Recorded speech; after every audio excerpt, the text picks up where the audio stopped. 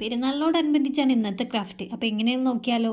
അതിനായി 2 മാവ് waste box എടുത്തിട്ടുണ്ട്. ഇനി അതിൻ്റെ മേൽഭാഗം ഒന്ന് കട്ടാക്കി എടുക്കുക. എന്നിട്ട് ഒരു A4 സൈസിലുള്ള കളർ പേപ്പർ വെച്ച് 4 സൈഡും കവർ ചെയ്യുന്ന രീതിയിൽ ഒട്ടിച്ചെടുക്കുക. അടിഭാഗവും മടക്കി ഒട്ടിച്ച് കൊടുക്കുക.